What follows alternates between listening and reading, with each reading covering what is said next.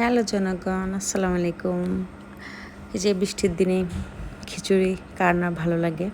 আমি আজকে আপনাদের জন্য নিয়ে আসলাম বিফ খিচুড়ির রেসিপি। এই যে দেখেন, সব উপকরণগুলো সাজিয়ে রাখলাম। ডাল, চাল, সবজি, পেঁয়াজ, মশলা সব কেটে রেখে দিছি, ধুয়ে রেখে দিছি।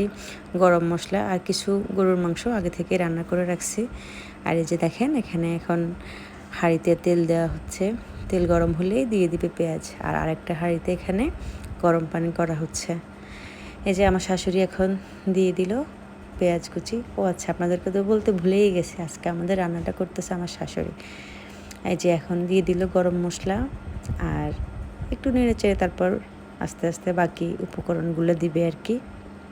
আমাদের সবারই খিচুড়ি খেতে ইচ্ছা করলো, বিফ খিচুড়ি, তাই কালকে সন্ধ্যায় আমার শাশুড়িটা রান্না করলো।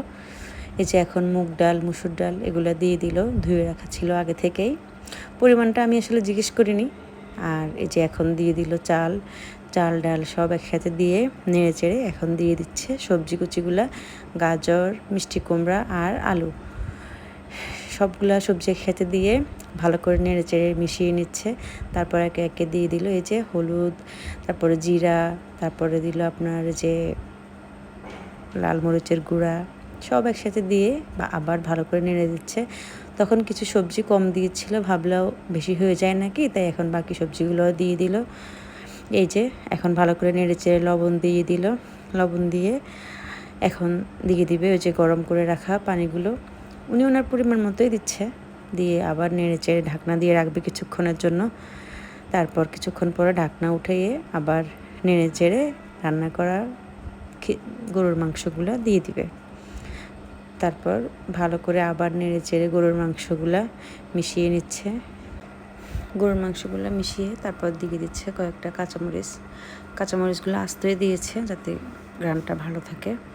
তারপর আবার কাঁচামরিচগুলো একটু নেড়ে চেড়ে এরপরে কিছুক্ষণ সময়ের জন্য একটু ঢাকনা দিয়ে রাখবে। এই 10 থেকে 15 মিনিট ঢাকনা দিয়ে রেখে একটু পানি শুকিয়ে আসলে আবার দেখে ভালো করে নেড়ে চেড়ে দিবে, পানি শুকানোর জন্য আর চালগুলো যাতে ভালোভাবে সিদ্ধ হয় সেজন্য।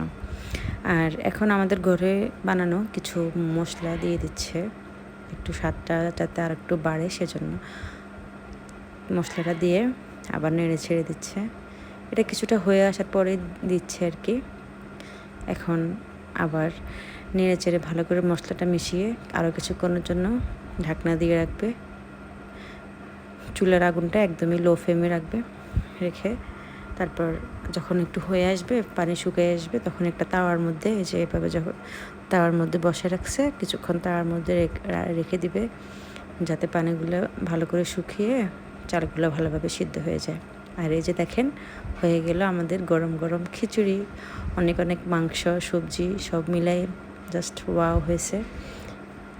এখন সবাই একসাথে খাবো সেজন্য সব নিয়ে নিলাম। এই যে আবার এখানে সালাদ নিয়েছি। আর খিচুড়িটা অনেক অনেক অনেক মজা হয়েছে। আর বৃষ্টির দিনে এরকম একটা খিচুড়ি হলে আর কি লাগে বলেন।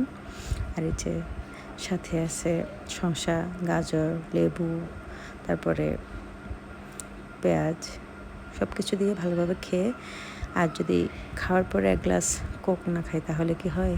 এই যে খেয়ে ফেললাম একটু Coke. Thanks for watching. Like follow দিয়ে পাশে থাকবেন। আল্লাহ হাফেজ।